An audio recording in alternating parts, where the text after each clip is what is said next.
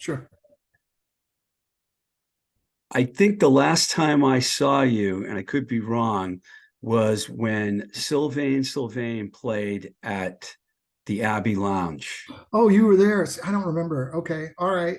Well, then it Ye- hasn't been 30 years. Yeah, that was the last time. Well, actually, that's not necessarily true because I saw the Konks, and it might have been after that. All It right. might have been around, I think 2005 was it when your first record came out. I think it was around that time. All right. So where are you? Are you in LA? No, I'm back here in Oh, Massachusetts now. all right. Came back. Cool. Um, I got a lot to talk to you about, man. I mean, you would think since I had Kenny Chambers, Todd Phillips, Paul Coldery, Curtis, Chris Conway, and Corey Loog Brennan Right. all on the show, and we all talked about Bullet LaVolta with every one of them, you would think I'd have the whole story. But Clay and Chris are probably waiting for my message. You've got the Bullet LaVolta podcast, what can I say? But Well, the interesting thing, I mean, those are all interesting people in their own right, and they've all got, like really interesting stories.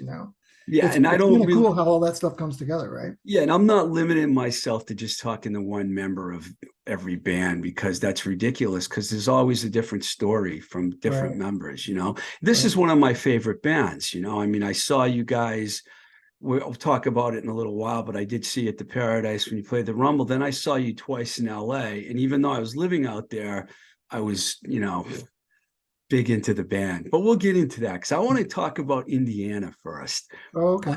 is it Bloomington that you're from?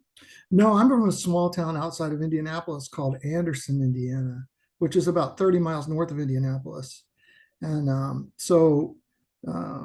there was a very small contingent of people in my hometown that were into punk rock.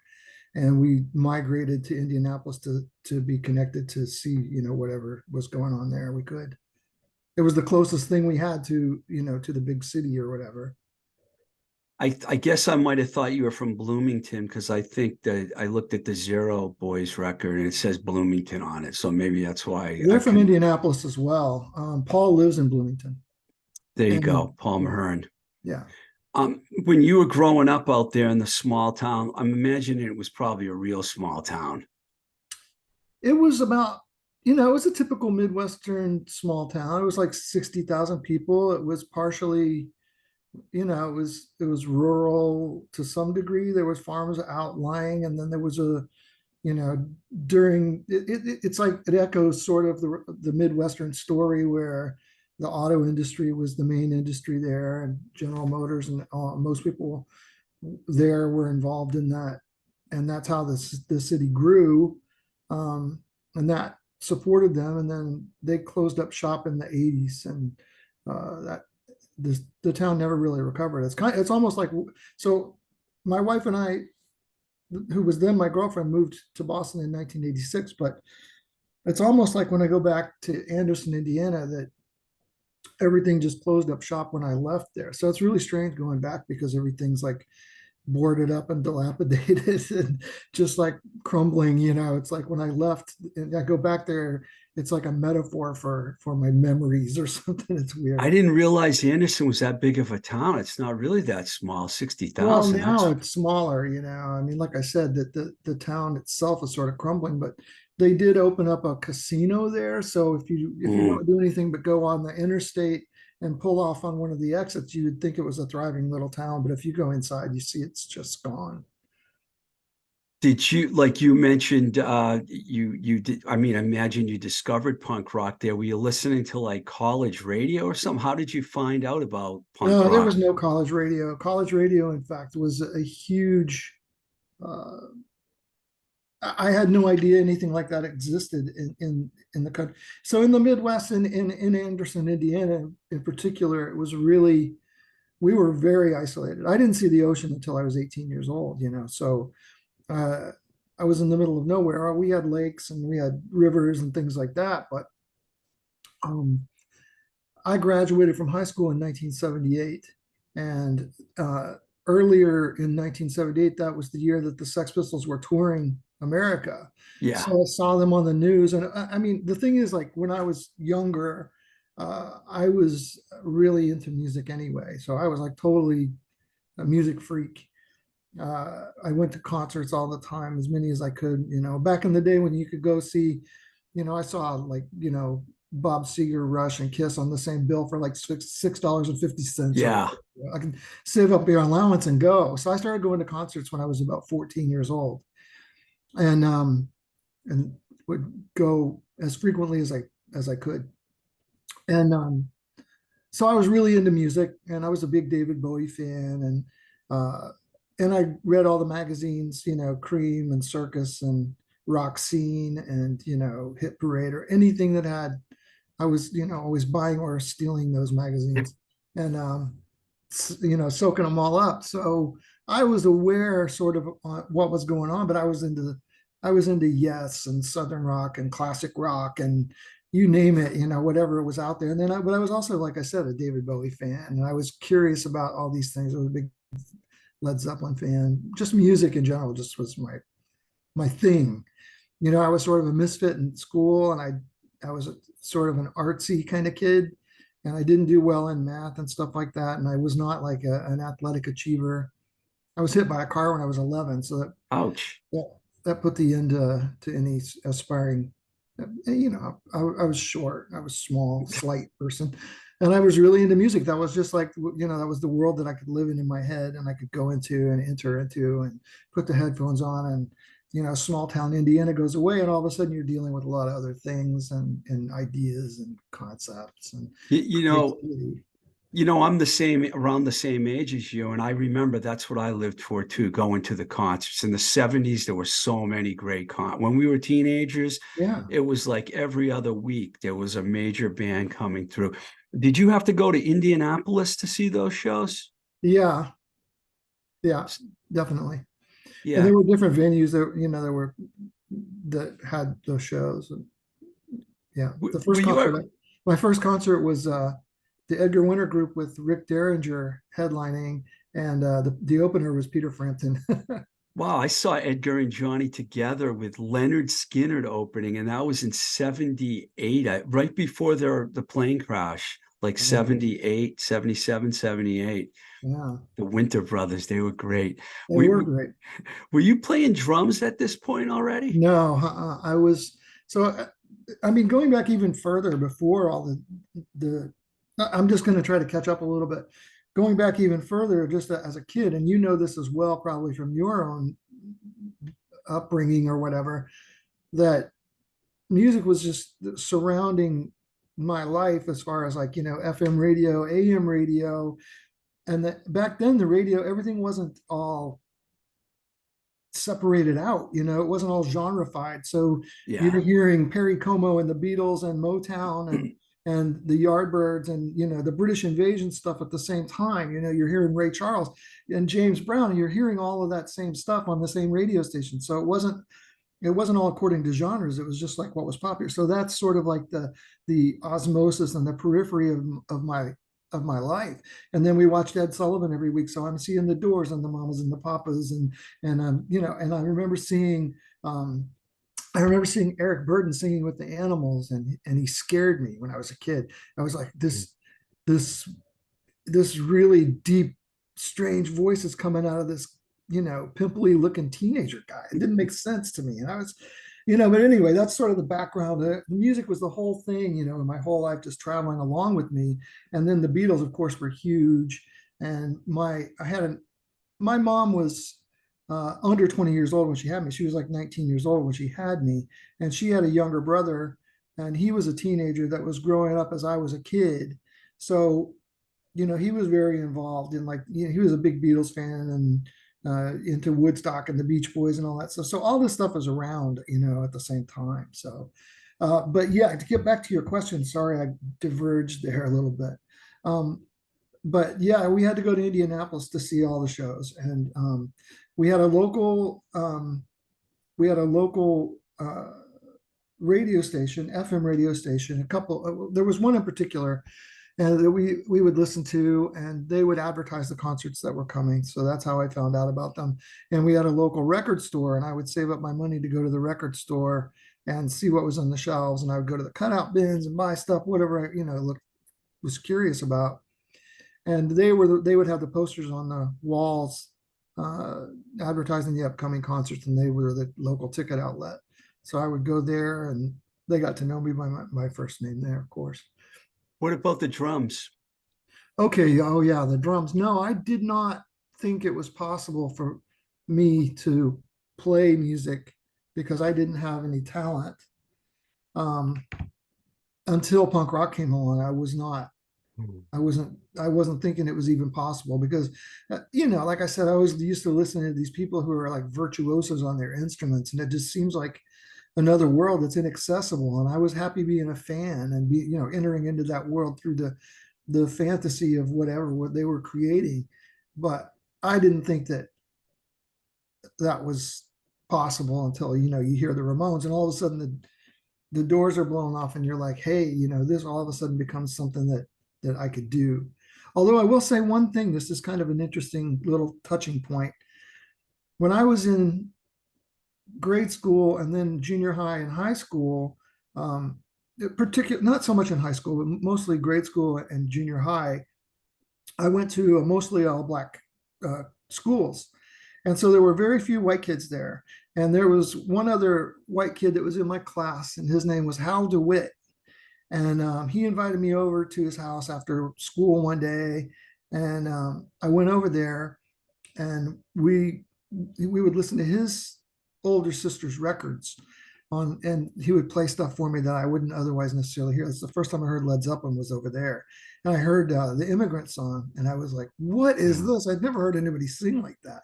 It sounded like an alien thing. But anyway, Hal's dad owned a nightclub in Anderson, Indiana. And one time we had gone over there in junior high school. We had gone over to the nightclub because Hal had to get keys from his dad or something like that. And so we were in the nightclub during the day when it was closed. And the band had their stuff set up over on the stage. And so I went and sat down on the drums. And it was kind of an immediate thing. Like I could keep a beat. I knew sort of intuitively what to do. But that was the only time that I ever sat behind a drum set before. And then punk rock happened, and things started changing. When did you get your first drum set? Well, so in Anderson, Indiana, there was, like I said, there was a really small group of people that were into punk rock. And I didn't know those people at the time. I came in contact with them a bit later, like at the end of 1978, I started becoming aware of them because I met this guy's sister at a place where I was sort of roadieing for some friends of mine who played in a band. My mom worked for a booking agency also, I mentioned. So we had musicians over at the house all the time. Oh, cool. So I was around live music in my house and things like that. But anyway, these guys, the first punk rock band in Anderson, Indiana was these guys called the Geeks. And I didn't know about their existence. I think they formed in like 77, definitely, I think it was 77. Early. And I did not know them or any of those people. I thought I was just like one of the only people because punk rock was really frowned on then. It was something that, you could kind of probably get beat up for, because everybody was into like Seeger and, Skinner and stuff like that. So, but I was really intrigued by the Sex Pistols when I saw them coming over to the States and when I was going to graduate from high school. So when I graduated from high school, I made a decision that I was going to buy a punk rock record. And it was either going to be the Sex Pistols album or the Elvis Costello album. And I went to the record store, and it just so happened that they had Nevermind the Bollocks in the window. And that made the decision for me, so I bought it. Later, I found out about this band, the Geeks, in Anderson, Indiana, and I got in contact with a couple of the guys, and the Geeks had broken up, and then a couple of the guys from the Geeks formed another band called the Experts. I read about them. Yeah. Oh, you did? Yeah, I did. Interesting. So anyway, at that point, I was friends with those guys, and I started tagging along. Basically, I was a hanger-on, I would go to all their practices and everything like that. And I said I was managing them. I didn't know anything about managing anybody, but I had me and another friend of mine that was another one of the only people in Indiana that was into punk rock had ventured to Indianapolis by this point, had made some connections there and gone to some house parties and stuff like that. We would go see a band called Latex Novelties in Indianapolis, who was like the first punk rock band there. And they were great. They were mostly a cover band, but they threw in a couple. They threw in some originals as well, and they were sort of like the only game in town in Indianapolis at that point. But then through them, my girlfriend. This is all crazy. I'm getting all confused because everything gets all wrapped up. But one of the guys that was in the Geeks was a guy named Dave Slaybaugh, and when I met his sister, as I mentioned earlier, at this gig where I was roadieing for some friends of mine. And this is when I just gotten back from Texas and I bought the Sex Pistols album in Texas because we were visiting my grandmother. This is the summer of 1978. I came back and I met this girl at this concert. We were playing Frisbee in the lawn and we were just chatting and talking. And we were talking about music, and she's like, "What kind of music do you listen to?" And I was like, "Oh, I like this, that," and I like Van Halen was kind of new then. I was on Van Halen, and I said, "And I'm sort of, I just bought the Sex Pistols album. I'm really kind of getting into punk rock." And she was like, "Oh, my brother loves punk rock. He loves Generation X and the Vibrators and the Damned." Ooh. And she starts rattling off, and my jaw hit the ground. Couldn't believe that this person was saying this.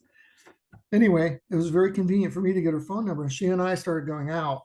And she and I ended up going to see Blondie in 1979. Nick Lowe was opening, and this was in Indianapolis. And there was a guy standing in front of us in line, and we started talking to him, and his name was Marvin Goldstein. And he started talking to us that he was the manager for this band called Latex Novelties. And one of the guys from Latex Novelties came over and was talking to him and said hello to him. That ended up being Tufty, who ended up being in the Zero Boys later. Yeah. So anyway, this is, you start making all these connections, you start meeting all these various people through different ways of, however we run into the people that we run into. And so to fast forward back to your question and circle around, I'm sorry about all this divergent talk. It's very hard to like form a linear path. Once the experts and I were connected, then I started sort of semi-managing them or whatever. Well, they broke up, and I had already made these connections in Indianapolis and started getting the experts opening gigs for like bands like the Last Four Digits and stuff like that. And in the meantime, the Zero Boys were just coming up. They were basically the new band on the scene after Latex Novelties. And there were a couple other bands, there were Dow Jones and the Industrials. They were from Bloomington, which seemed further away. And there was a band from Bloomington called the Panics. And there were just a few scattered around. So the experts broke up. And two of the guys from the experts, Dave Slaybaugh and Gary Bullock, and I decided to try to form a band together. In the meantime, there was another guy, Terry Starr. He and I were going not just to Indianapolis, but we were venturing over to Cincinnati to go see punk rock bands there because they were getting the Stranglers and the Gang of Four and those types of bands, those larger bands that weren't coming to Indianapolis at that point. So we had gone to, I think it was a Strangler show. It might have been an Iggy Pop show. I can't remember which. Could have been 999. I don't know. There were a few shows in Cincinnati we went to, but there was a girl that we met at this concert from Cincinnati because we were looking for a place to crash after the concert so we didn't have to drive back home. And she took us to this hotel and we checked in and everything like that. So she and I eventually, she moved she was coming back and forth to see Terry in Anderson, Indiana. And her name was Jackie. And Jackie Isaacs. In the meantime, she and I started going out. And so when the experts broke up and we decided to form again another band, she wanted to play bass. So I took up the drums. Our singer, Dave Slaybaugh, had like a scattered kit of put together, just cobbled together kit. And we borrowed the kick pedal from the drummer from the Experts. And that's when I started. I didn't buy a set of drums. We just had this cobbled together kit that Dave had laying around of different drums. And that's how we formed the Repellents. Okay. Okay, before I know that the Repellents had 2 songs in the master tape, volume 1 and 3 on volume 2. I think that's all that That's there correct. is.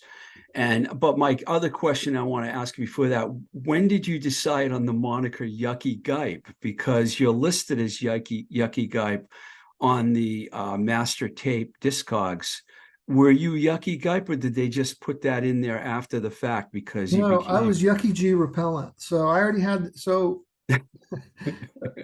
me, a friend of mine and I, this guy, his name, he goes by Johnny Quest.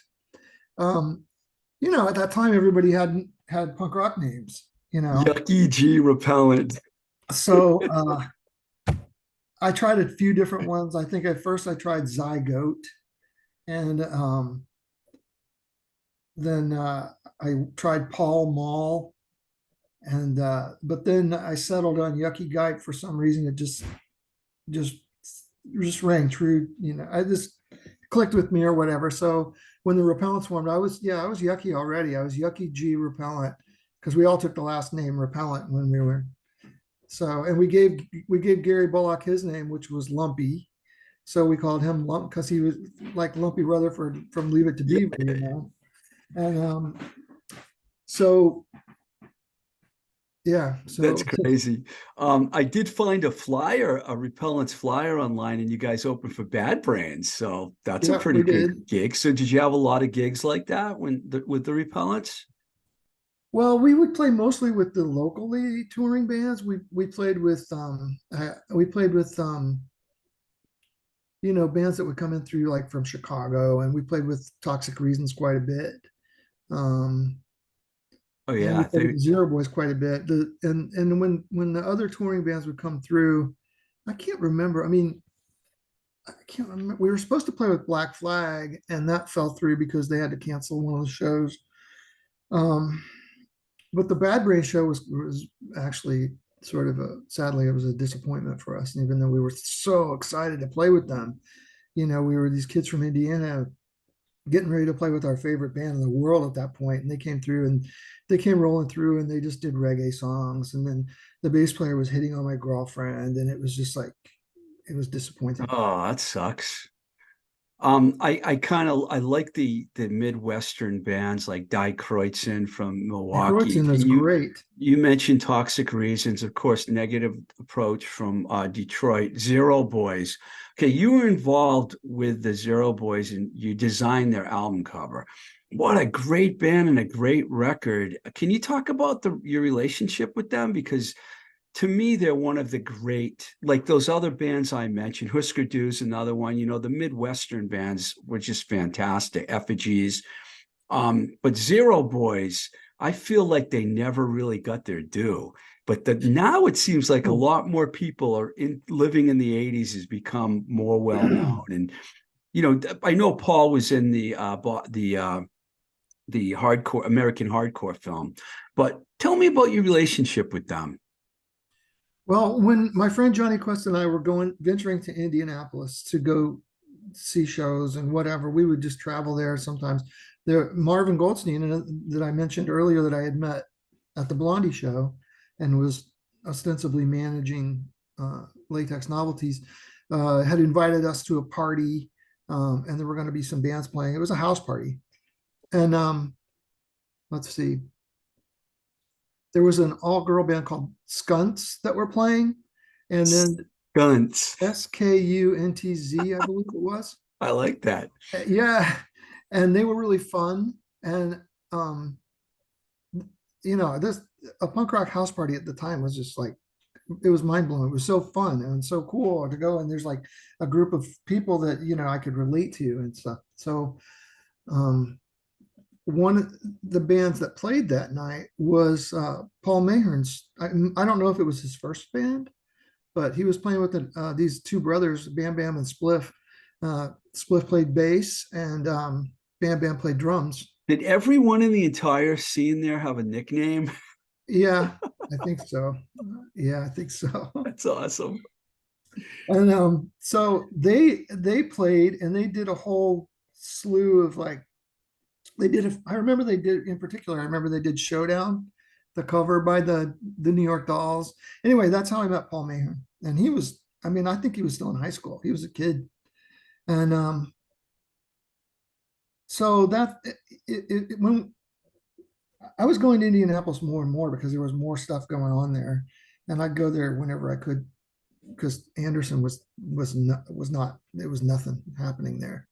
You know, we would just hang out when we were in Anderson. Me and my friends would just hang out in our basement and smoke pot and listen to records or whatever. You know, that's really all there was to do. So we'd We, go to Indianapolis, and the more I went there, I started establishing those relationships with those people. And there was a vintage store there called Modern Times, and that was sort of like a little bit of a hub of the scene. And it was right next door to the punk rock, the club that had the punk rock bands, Crazy Owls, which is a really significant place. yeah. That was our CBGB, you know. And Paul and all those guys, they started having shows at Modern Times and stuff like that. So I just knew these people, and they knew that I drew and did artwork. So when it came time, when the Zero Boys were coming up, I saw their first show. They actually they played in like a sort of an intermission between Latex Novelty shows. So I saw them, they came out and played, and they did like two originals and a Damned cover. They were great. And I was like, this is sort of like the future. It felt like it as soon as they played. Was this before So, the Repellents? pardon? Was this before the Repellents were playing, or Yes, it was. It was before the Repellents were together. Yeah. So once, you know, fast forward, like, you know, probably maybe a half a year later, 6 months later, whenever they recorded, or maybe it was a year, but I don't think it was a full year. Once they got the album ready and everything like that, then Paul asked me if I had anything, you know, anything that they might be able to use or whatever for a record cover. And I had that picture in a sketchbook. that's And I awesome. took him the sketchbook, and then they blew it up, and then that was that's the rest is history. It's really incredible when you think about everything that happened between 1980 and 84, and it all gets jumbled together, especially with the hardcore scene. Just every city had the same kind of deal going on. So when did you decide to move to Boston, and why did you move to Boston? Well, once the Repellents got up and running, it became we were going to Cincinnati to play gigs. We were trying to it was just clear after a certain period of time that the scene was not growing. It was just sort of like, you know, the same 100 people going Small from all scene. this small, yeah. Yeah. And I don't know, Indiana just I never felt at home there. It never felt it never felt good. It always felt repressed, and it always felt sort of like, you know, just the pace wasn't good. I don't know. I just never I always felt like I didn't fit in there.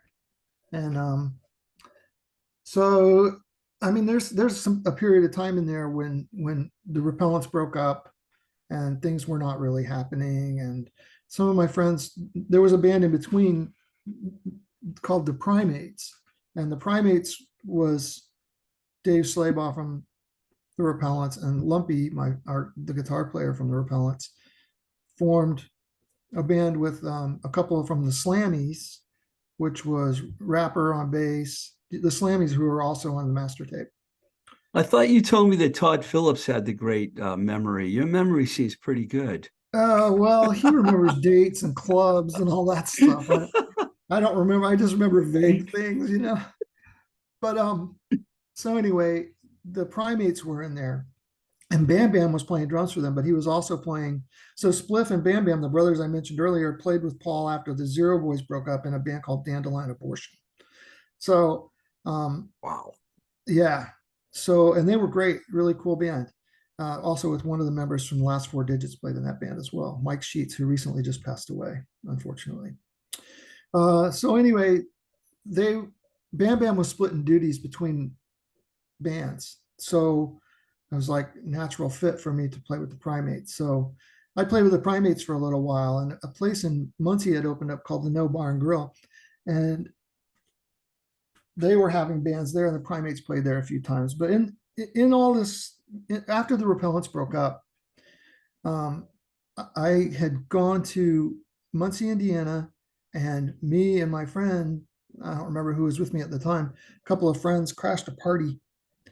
And we used to go to Muncie, Indiana was the closest college town to Anderson. It was like 25 miles away. We would drive over there and we would crash parties. We'd drive around until we see people on the front porches with red plastic solo cups, and we would know there's a party there. So we would crash the parties, and like we happened to crash this one party, and fate would intervene, and that was where I bumped into Lori, who's now my wife, at a party in Muncie, Indiana, when she was going to college there. So she and I established a relationship, and uh, we stayed together through that year. And then I moved in with her on her last year of college. And when she was approaching graduating, she's like, I'm not going to stay in Indiana. And I was like, that's cool with me. Let's go somewhere. So we just wanted to bail out of Indiana. It wasn't for us. We just didn't fit in there. We didn't want to get established there. And she felt like if she got a job once she graduated, we'd be stuck there for the rest of our lives. And so I was tired of Indiana. She didn't want to be there. And we just hitched up and left. So we had to decide where to go. And we were thinking about San Francisco. We sort of wrote New York and LA off because they seemed a little too big and a little too overwhelming. So we were thinking of San Francisco. We were thinking coastal. So we're thinking San Francisco or Boston. Yeah. And it just so happened that Boston had the lowest unemployment rate in the country. And we knew we could get jobs, or we felt like we could get jobs there. And it was relatively inexpensive, actually, at the time. So we took a little bit of a detour because we hadn't saved up any money.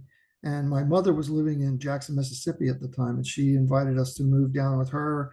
We wouldn't have to pay rent. We could save up money and then go where we wanted to go. So we went to Jackson, Mississippi for about 9 months, and then Wow. saved up $1,500, I think it was. And we got a U-Haul and everything we owned back into a U-Haul, and hitched it to our car and drove to Boston, and with 2 cats and everything we owned. And we didn't know anyone, and we didn't have jobs set up, and we didn't have a place to live. We just drove here and started fresh. There's so many questions I can ask about that, but I'm going to go right to this one. I'm going to fast forward a little bit. Corey told me that you responded to an ad that those guys at the time, it was Clay, Corey, and Chris and Bill. And do you remember what the ad said and what made you respond to their ad? Oh yeah, sure. So when Lori and I moved here, we got an apartment in Somerville, and just like started looking for jobs. And I happened to go into a copy center near Harvard Square called CW Bean. And I walked in and applied, and they basically hired me on the spot. So I started working at this copy center. And the They copy like center, that about you, though. I Corey know, I said the heard band Corey liked say, that you. I heard Corey say that. I didn't realize, but it's funny how things work out, right? I mean, Yeah. how things start laying, and you don't really think about it until hindsight. And you look back and you say, like, all these things just came together in the weirdest way, just happened. But it just so happened that about 2 doors down from CW Bean was Second Coming Records. And so, of course, being into music and who I was, I would wander down to Second Coming Records all the time after work, before, during work, whatever, to just check in and see what was going on. So I became friends with the clerks there, and we would talk about music, and I'd buy records, and we just shoot the shit. And they had a flyer on their wall at Second Coming Records that said, lead singer wanted. I remember it said that, and it had their influences, and the influences were like, I think it said Husker Du, it said Motorhead, and then it said something about Raw Power. And so I was like, oh, is that So anyway, it sounded interesting to me. I'd never sung in my life. I just want to put that out there too. Wow. Um, I played drums, but when we moved to Boston, my drums got broken because I didn't have cases for them. So I didn't have a drum set. So I wasn't looking to drum in a band. I didn't really know what to do. Anyway, I thought the influences sounded good. And so I called them and I was just like talking to them. And I don't even remember who I talked to. I don't remember which member it was. It might have been Clay. It wasn't Bill. It could have been Corey. It could have been Clay. So anyway, I said, "Did you mean Raw Power the band, or did you mean Raw Power the album by the Stooges?" And so I told them about my connection with the Zero Boys or whatever, and um, so one thing led to another, and I auditioned for them, and I had a pile of lyrics. They had songs. I think they waited until they had 10 or 11 songs before they started looking for a singer. So they already had the music, and so I already had the lyrics, and I just started fitting things to what they Wow. had. And so it That's, was, that I was going to ask you about that, but I have to ask, what was your immediate response when you found out that these guys were from Harvard? And what was it like playing in well, a band with Harvard guys? Was it intimidating from an academic standpoint at all for you? I was so naive, Steve, that I just took everything in stride. It's like I just didn't really know any different, right? So the one thing I would say about that is that if anything, I sort of looked down my nose a little bit about because I was, anti-establishment kind of character, right? Um, and when I first went to hear them play, they were playing in a building in Harvard, and in one of the building was closed, and they were playing in a room in Harvard. I mean, it was just crazy. And but I just took it all in stride because I was like, I mean, I know that I was going to audition for them or whatever, but I was auditioning them as well. Like, what does this band sound like? I mean, what am I in for here? So I went to see them play, and it was a really strange aggregation of people. I'll tell you. I walked in, and Corey, basically looked like a professor. And he had very short conservative hair, and he had like uh, khaki pants shorts on with like little deck shoes, and he's playing this like loud heavy metal guitar, and then Bill, totally a jock, and he was like a basketball player, and then and Chris was this sort of the beefy drummer guy, and Clay, his hair was starting to grow out a little bit, so he has a little bit of a long hair, and I was just this punk rock kid. So it was a very sort of like, I mean, it was an alternative universe cheap trick. It was like the real deal. These people are, they're strange, nerdy, jockey, I mean, it's just like a lot of things shooting past my head. And then Corey starts playing this like, hammer on metal guitar, and Chris is beating the hell out of his drums. And I was like, well, they sounded a little metally to me, in my, but I was like, what do I got better to do? Right. Yeah, it didn't. It seems like like you could have gone in there and like been, what the fuck? Who are these guys? And left, but you did it. You stayed. Well, they were tight. They sounded good. I mean, they were serious. They were together. They had a place to rehearse. And like I was looking for something to do. So just like it seemed like the thing to do at the time. You know, it's not until it's funny, Steve, like talking about the Harvard thing is interesting to me because it wasn't until years later and now down the line, right? I can look back and see this amazing aggregation of people, like everything that I've been talking about to you, all this path is all based on people that you run into along the way and that you make these connections with, right? And if you have some sort of a curious, creative mind, and if you're somewhat spontaneous person, you can find opportunities and you meet these Yeah. amazing characters. I've met these amazing characters. It's like the fucking Wizard of Oz, and I'm walking on this yellow brick road, and I don't know where the hell I'm going. I'm just trying to get home, whatever home is. Right? It's this nebulous thing that lives inside you, right? but you're going along and you meet the Tin Man and you meet the Woodsman, and then there's bad things happening on the side. There's the Wicked Witch over there, and there's whatever things that are trying. There's a bunch of mean trees that are throwing apples at you off the sidelines, and you just kind of keep going, and you meet these remarkable people. And it's not till years later when I look back and I say, like, holy crap, you know, I was like thrown right in the thick of it. I moved here and I didn't know anybody. All of a sudden, I'm in Harvard Square and I'm meeting these dudes from like high academia, and we're practicing in Harvard, in the buildings in Harvard. We're setting up shows in Harvard. There's a radio station. I'm working in a copy center. I mean, everything is just like clicks. It's just crazy. It's a great story, man. Did you meet Ben and the Lemonheads dudes at that time too? Because weren't those guys all hanging out with each other? Well, so that came about through the WHRB thing, Yeah.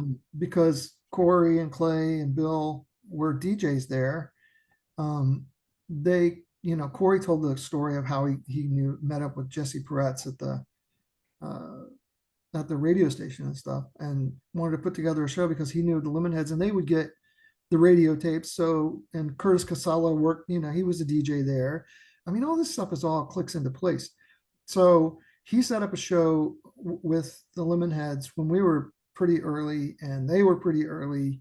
And the Blake Babies were even earlier. They were just starting out. They had their first radio tape that Corey was really in love with. It was like Cocaine Sluts or something like that. Was that actually a show that you guys did early on?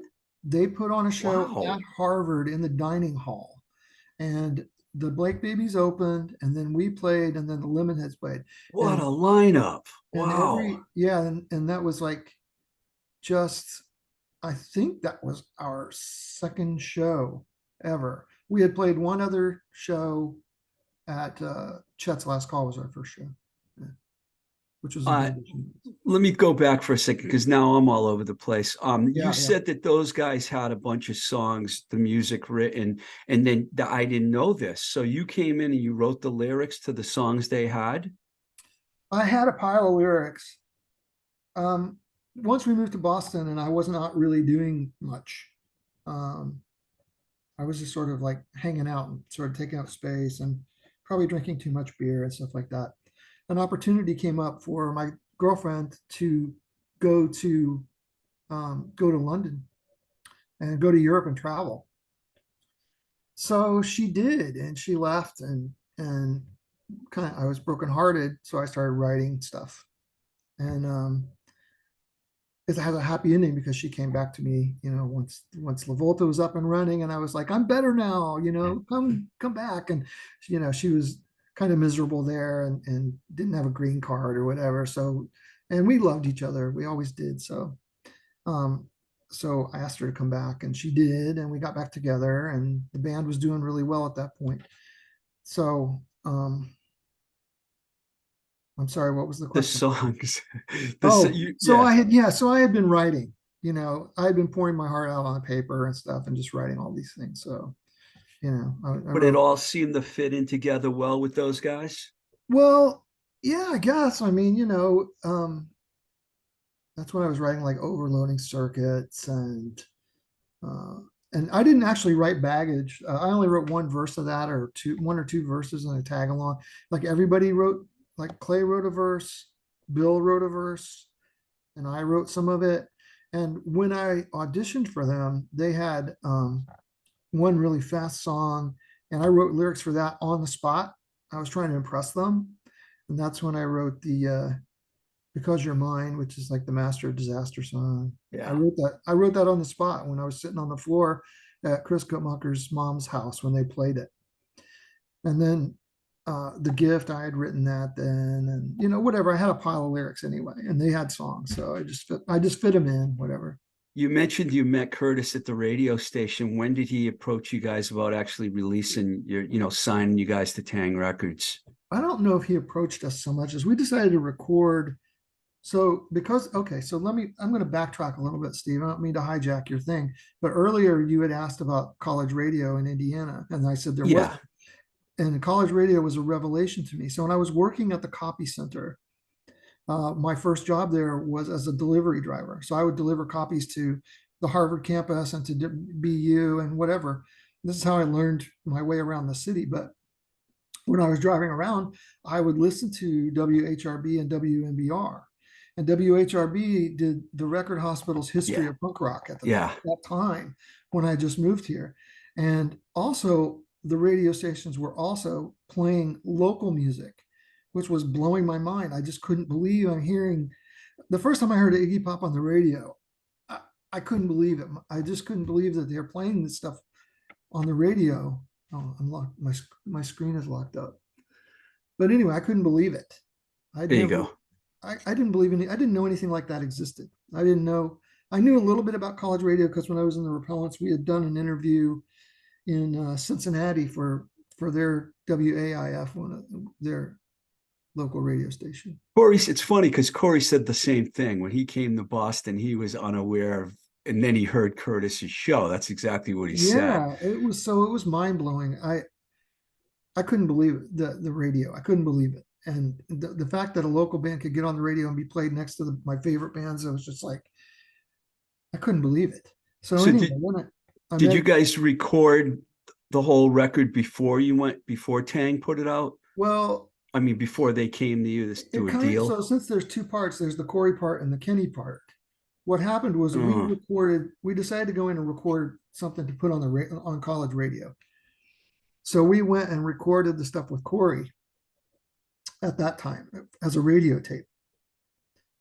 And we did Baggage, and we released that to radio. But after the very night that we finished mixing Baggage, he dumped it on a cassette for us. Tom Hamilton, our engineer, dumped it on a cassette for us, and the group of us went to.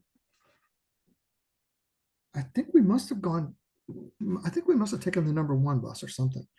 So we got off at Mass Ave, and Corey had this boombox, and he puts the cassette in, and it's nighttime, and we're running through Harvard Yard, and he's blasting Baggage out of this boombox while we're running as fast as we can to get to the radio station. And he's playing Baggage, and we're running across Harvard Yard, all of us, the whole band.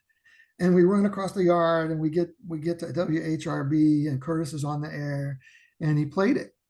Wow. Yeah. So I think initially there was a little bit of a hesitation on his part to sign us exactly.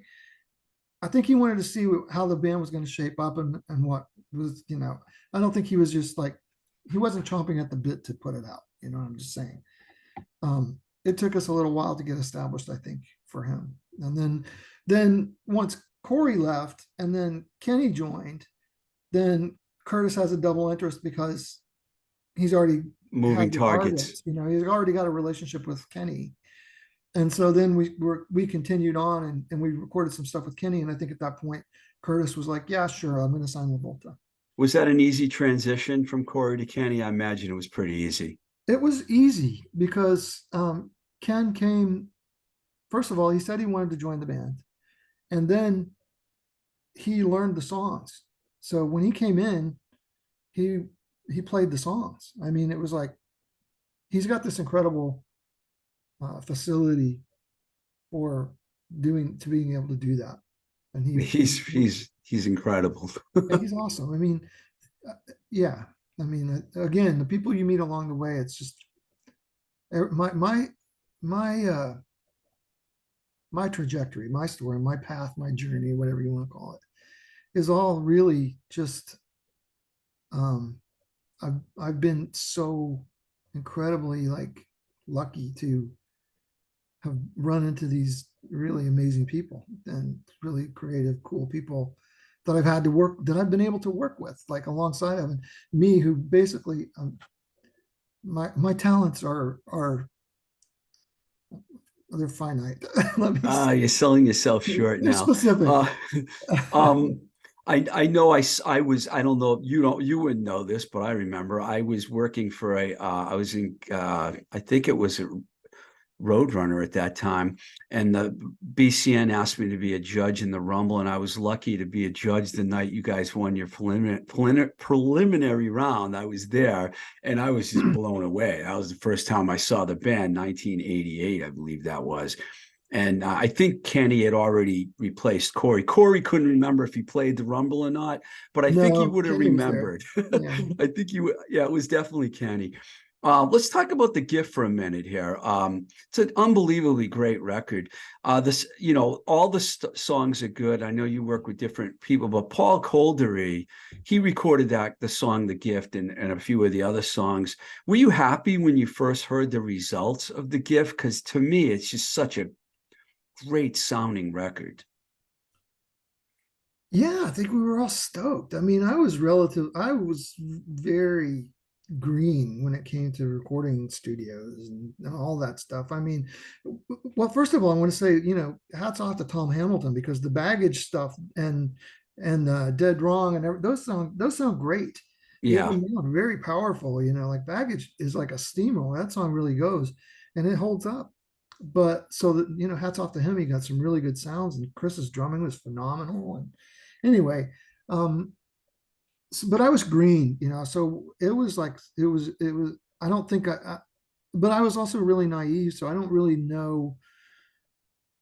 It's like not knowing that you're at Harvard when you're at Harvard. I mean, you don't really, the weight of it wasn't, and the weight of that doesn't, it's just part of the course kind of, and you just do what you do when you're there. But Are you also referring I to think we were happy with it. Are you also referring to Paul Coldery when you say something like that? Like you didn't realize much about him at the time? Well, no, I didn't. I mean, he didn't have the resume at that time. Yeah, You know what right. I mean? So, I mean, Radiohead didn't exist. So, he didn't have the resume at the time. There was no such thing as Hole. Um, and the Pixies were on their way up. So there's like a lot of stuff that happened along the same time. But you don't realize your good fortune a lot of times and stuff like that. And then, but yeah, I thought it sounded good. We were stoked, to have it. I kept wanting him to turn the vocals down. I was very self-conscious, so the vocals are a little low on that record.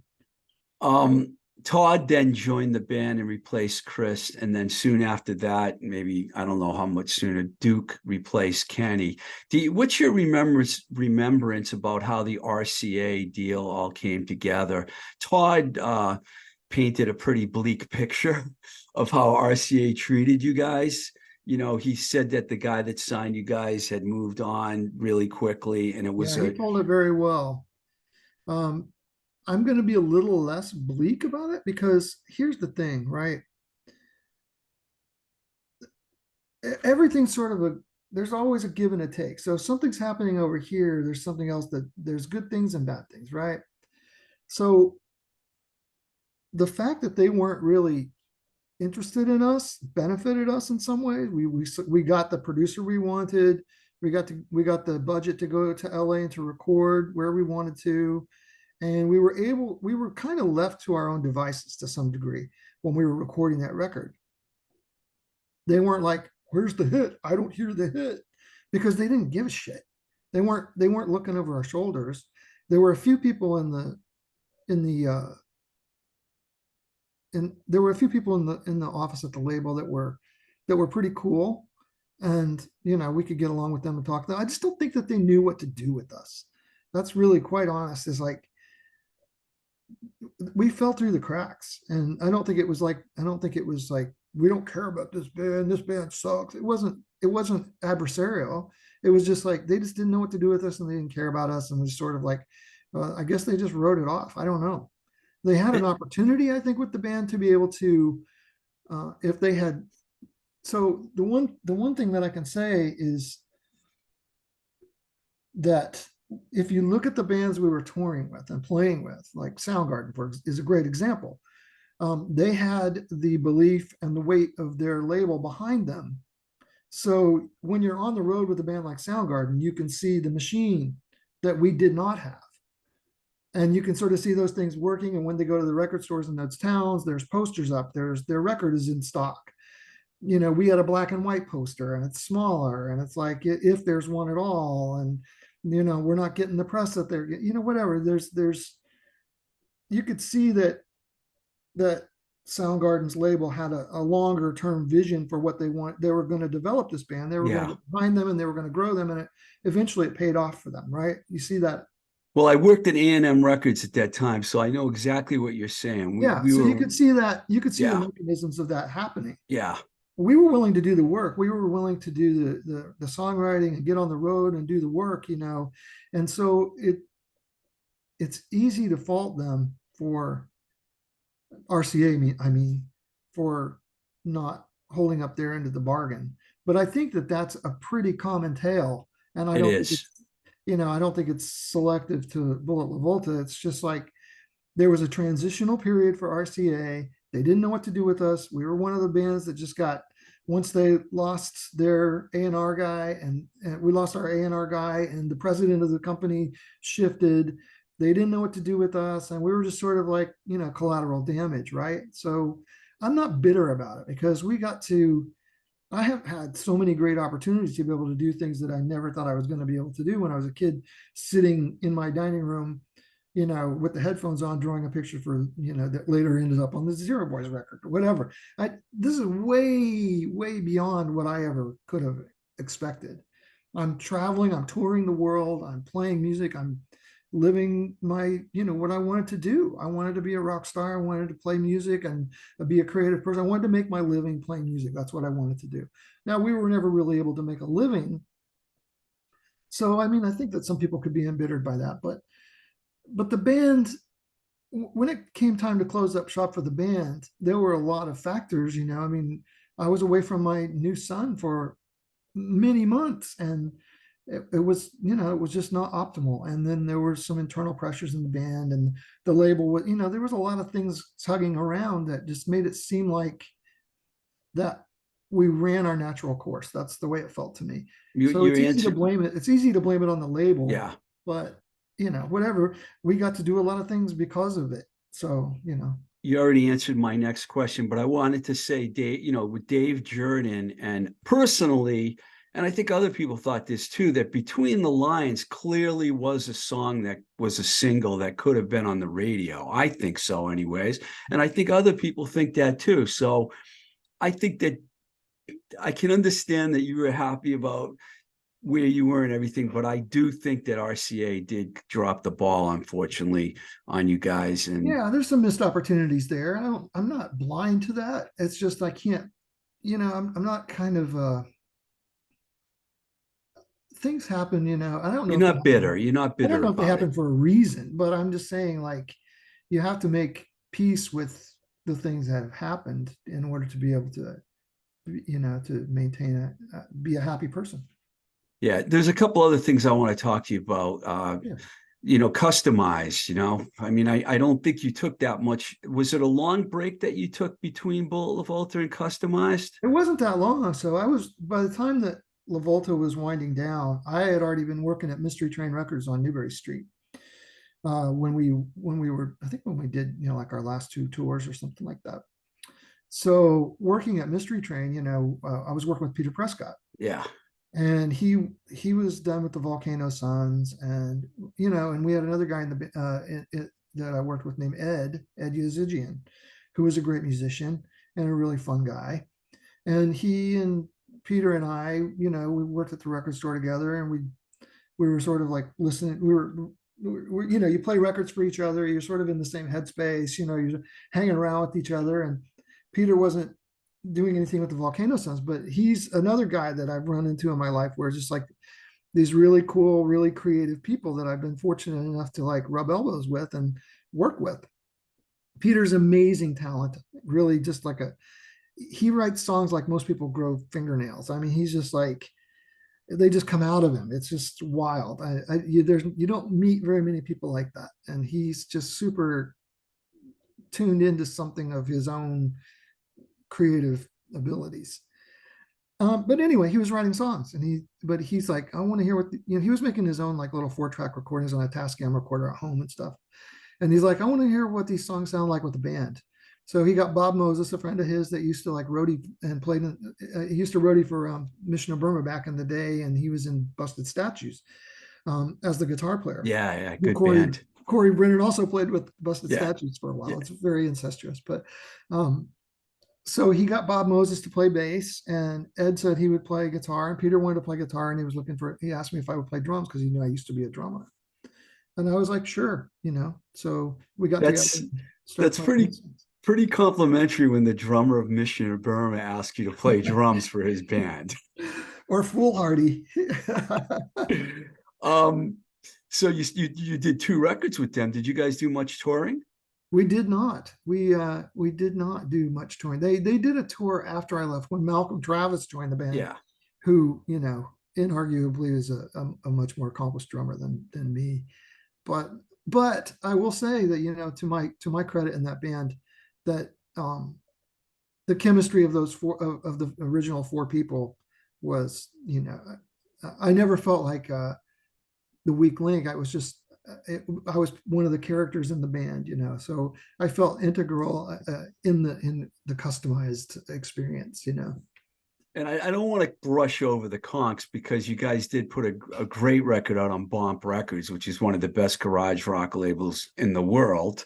Yeah. And you put a second record out. There seemed to be a little bit of a time lapse there. Did you just take a break between Kustomized and the Konks, or were you just Well, so the reason I left Customized was because we had another kid, and I was yeah. splitting my time, and I was like, it was just getting harder to split my time between a band and at that point, anybody that's had children knows that it was just became splitting your time between working and playing and being at home with your family. It's just certain things have to be sacrificed, and the thing to be sacrificed for me has always been the band. I go for my family, right? So that's what happened with LaVolta. That's what happened with Kustomized as well. So there was a little bit of a break there. And in the after Kustomized, a friend of mine named Ron Ward, who I've also had the good fortune of rubbing elbows with through the years. Ron Ward actually did a spoken word thing at the last Bullet LaVolta show at TT the Bears. He read poetry and stuff at our last show. So I knew, and Ron also used to work at Mystery Train Records, so he's a good friend of mine. He was in the Blood Oranges back in the Oh day, and yeah, yeah. other shows, other bands. But anyway, Ron is this really incredible character, and he had moved back to Boston from New York. He was in Speedball Baby, and Kustomized used to play with Speedball Good Baby. band. Yeah, great band. So Speedball Baby broke up. Ron moved back to Boston, and he was playing. So he asked me if I played. He was playing drums, and let's see here. So here's where my memory starts to mess up a little bit. Anyway, he was playing drums. He asked if I wanted to play percussion with the band, so I did. And we were trying out guitar play. John Williams was originally playing guitar with us, and Yasmin Kuhn was also the singer and the guitar player. And that was called Bottleneck Drag. That was a band that Yasmin and Ron formed in New York at the same time Speedball Baby was going on. I think Kid Congo Powers played with them for a little while, and some other guys, Jack Martin and stuff, people that were. So anyway, Ron moved back here. I joined up with Bottleneck Drag for a little while playing percussion, and John Williams kind of dropped out, and we were looking for another guitar player, and we were auditioning guitar players. And I was working at Mystery Train, and I had a friend named Bob Wilson who was working at Mystery Train, who used to be in a band called Bald Guys. And I asked Bob if he wanted to audition for Bottleneck Drag, and he came into play. And Yasmin and Ron didn't think he was right for the project, but I liked playing with Bob. And so I was just the percussionist on the side of Bottleneck Drag. I was not, it was not, it was a sort of a offhand sort of Yeah. something to do. It was fun. And but I was like, oh, maybe form another band together. So I talked to Bob, and I was let's try something out.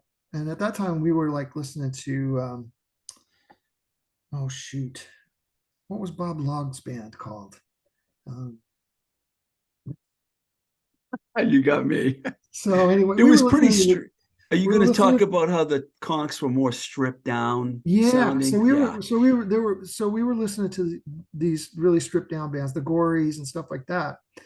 love the And Gories. yeah, they were amazing. So um, Bob and I started playing songs in the back of Mystery Train in Central Square, and there there was a drum set there, but there was no hardware.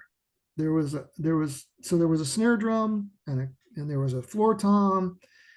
But we didn't have a kick pedal, and we didn't have cymbal stands, and we didn't have a snare stand.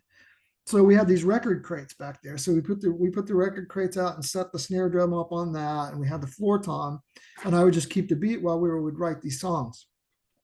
And uh, so Bob knew this guy John Porth that he used to play with, and so he asked John to play bass, and that's how the Konks were formed. And we were going to look. I was going to be the singer, and we were going to look for a drummer once we got up and running. And but we just kept the same stupid drum setup the whole time, and we were together for 12 years. Wow, I didn't realize it was that long. Yeah, it's by far the longest Folks. running band I've ever been in. Wow. Wow. And it All was a right. blast. We had so much fun with that band. I mean, we did, you know, at the time, like that was the most that band was the most indicative of of my tastes of any band I've ever been in. Like LaVolta was always sort of like it was never kind of my favorite kind of music, if that makes sense. You know what I mean? It's like uh I was into more weird, more aggressive You know, stuff. the Konks were kind of punky in their own garage rock Yeah, way, we're I mean, absolutely, you yeah, went back to your roots. sure. One more thing. Now you're playing in a band now that's very different. Daughter of the Vine, which is Margaret Garrett from Mr. Airplane Man. She's awesome. And Chris also on bass and a couple other people. You guys released a 6-song Yeah, EP Greg called Porter and Abby. Yeah, sorry, I didn't have all the names here. You guys released a 6-song EP called Mystic Valley Parkway. I actually listened to it a few times and then I revisited it. It's really good. It's very psychedelic sounding. How do Thank you you. feel about playing that style of music? Well, so Margaret and I go back to the Konks days because Mr. Airplane Man, They started there when the too. Konks were starting, we were just getting up and rolling. Bob and John and I listened to like the place where we were coming from was like, so with the Konks, we always wanted to sort of pay tribute to our influences, but we didn't want to be a genre band. So we weren't trying to be a rockabilly band or a blues band or a punk band, or we wanted to just like take everything that we were influenced by and sort of amalgamate that and pay tribute to our influences by what we were doing without aping a particular style, right? So that was the sort of the concept.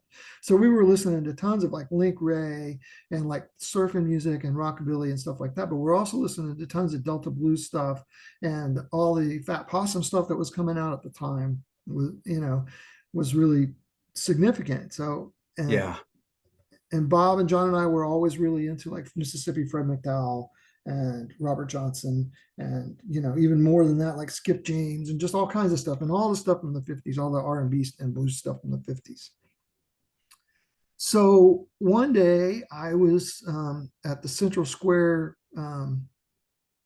outdoor fair. They block off the road on Mass Ave, and you could walk up and down. So Mr. Airplane Man were playing on the street. Margaret and Tara were playing. Tara was playing, plastic drum tubs, buckets. And Margaret was playing slide guitar. And I was like, who are these people? They were amazing. So I stood there and watched them, I couldn't believe it because it was very similar to conceptually. I felt like a kinship immediately with what the Konks were doing. I was like, we've got to play with them. And I couldn't, I just couldn't believe they existed. It was like one of those things that was just crazy. So, because Bob and John were just getting started up, and then we see them. And so, about a month later, after I saw them, we were at this Fat Possum show. R.L. Burnside was playing, and T Model Ford was playing, and Sidell Davis. So I was at the House of Blues in Harvard Square. And we were at the show, and I look over and I see Margaret and Tara there, and they're like dancing, and Margaret has like they're waving their arms up in the air and stuff. And I was like, that's those girls. I tapped Bob and I was like, that's them. I saw them on the street playing. So anyway, I connected with them. We connected with them, and was like, we have to play together. We have a band. Da, da, da, we'll set up the show. Da, da, da. So we ended up started playing with them. So we were sort of like brother and sister bands with Mr. Airplane Man and the Konks. We would play residencies at the Plow. We played a residency at the Abbey Lounge when that was coming up and stuff like that.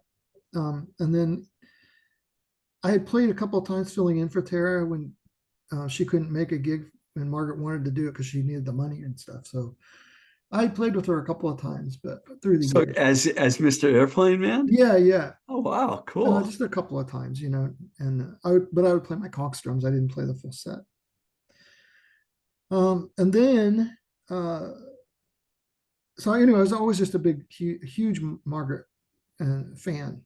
In fact, Mr. Airplane Man to this day is in the top three favorite Love them. New England bands of all time. Up there Yeah. with La Peste and Jonathan Richman and the Modern Lovers and Mr. Airplane Man. Those are the three for me. Those are three pretty good ones. Yeah, they have a little, yeah.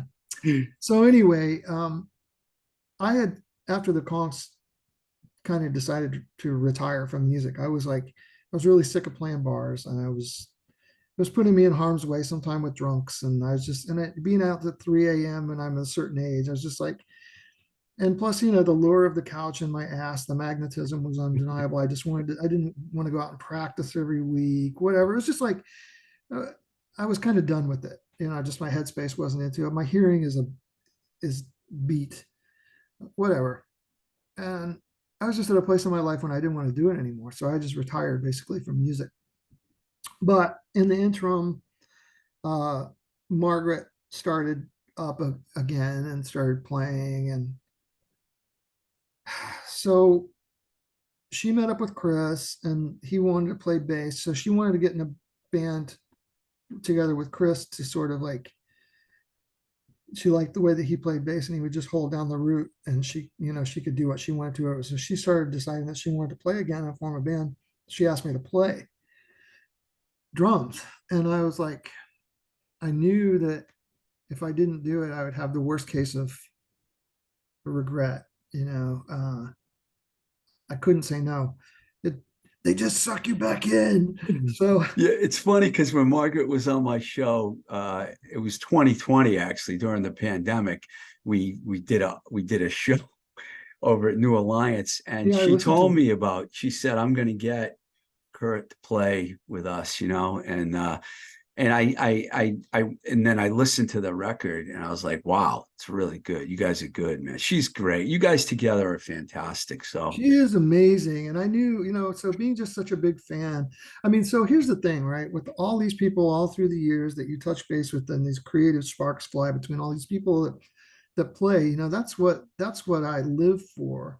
It's not for the product, it's for the creative process. It's for the feeling that you get when it's the closest thing I know of to understanding like how athletes must feel when you're part of a team and you're working on something that's outside of yourself, but you're a part of it and you're contributing to something that's bigger than yourself.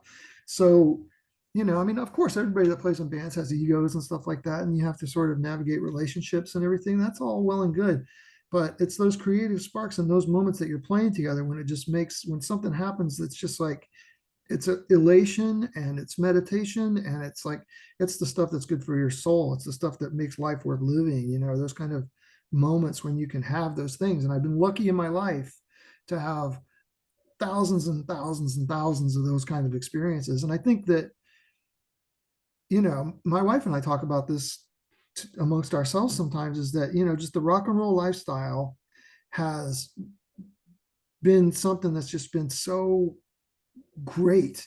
It's such a great life because you sort of carve this parallel path to like the straight world, and you can live in the straight world and work in the straight world, and you can do the things that you need to do to be able to facilitate a life. But off to the side, you're doing these other things, and those are the things that are important to you. Those are where you're cultivating your relationships. You're having your experiences. You're out for a whole night listening to the best music, watching the best people do the funnest thing, and you're in another world and you're able to transport. You're not in here and now anymore. You're somewhere else. And then, you go out and you party with your friends and then you watch the sun come up. How many times has that happened to you? Right? I mean, you've had that Oh, life. You know what I'm talking I can't get out of it. I'm still in it, dude. No, you know what I'm talking about. So it's like a great way to have a really fulfilling life, and it's not hinged on your identity in a corporate world or in a corporate environment or in a way it's been a world of freedom for me. It's like, particularly as Yukki Gipe, where who has license to go out on stage and do the things that I did. It was where it's not only accepted but encouraged to act like a raving lunatic for an hour. It's awesome. Okay, that was so well said. We're ending it right there. Really, thank you very much, man. I appreciate you taking the time to come on. Well, I appreciate it too, and but I do want to say more about Miss Daughter of the Vine. It's just like it's so rewarding playing this kind of music at this time of my life, because it really is, um, the music that we're creating is really speaking to something to where I am here and now, like the Konks did for its time when I Yeah, was there. So that's kind of put a little bit of an ending on it or whatever. Yeah. thank you, man. I'm glad that you feel content about where you're at, man. Oh yeah, That's I'm the most super happy. important thing in I'm life super is to happy. you've done a lot and you're still doing it. And I Yeah, and can my kids are appreciate it. doing it too. I should plug them. Both of my boys are both play music, and I'm really proud of them. That's fantastic. Yeah, They in a band already?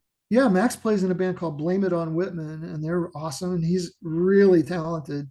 He's a super good songwriter and a super good guitar player. And my other son, Alex, he's in Austin, Texas right now.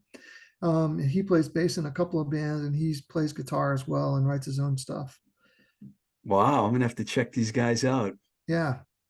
Um, Alex's project is got some kind of weird name that I can never remember. I'm always getting him to try to change it. It's like, yeah, I can't. I would tell you what it is. I can't remember. I'll send you a link. Cool, man. All right. We good? We got it all? I think so. Thanks, Kurt. Yeah, no problem.